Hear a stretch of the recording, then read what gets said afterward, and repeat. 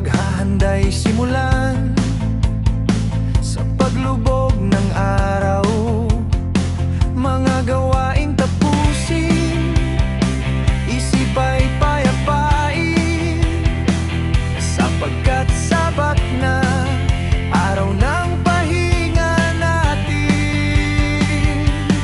Araw ng Sabat, araw ng pahinga, handog ni Yahawa sa ating mga kaluluwa.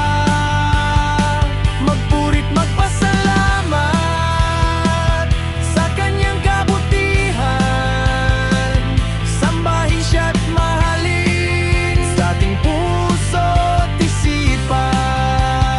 Sa pagsikat ng araw, ikapitong araw na, tayo'y magtipon-tipon sa kanyang harapan.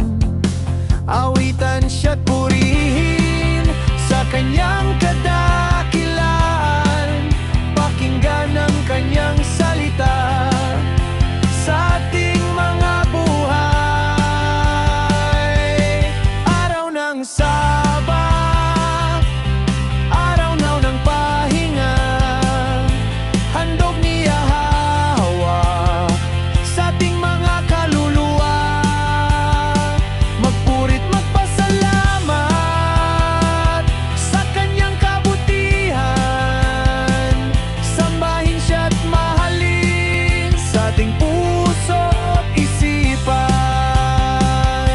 Iwasan ang gawain, mundo'y kalimutan, ituon ang isip sa kanyang kabanalan. Makipagkapwa-tao, pag-ibig ay padama, sapagkat sabap ngayon, araw ng pagpapala. Araw ng Sabat,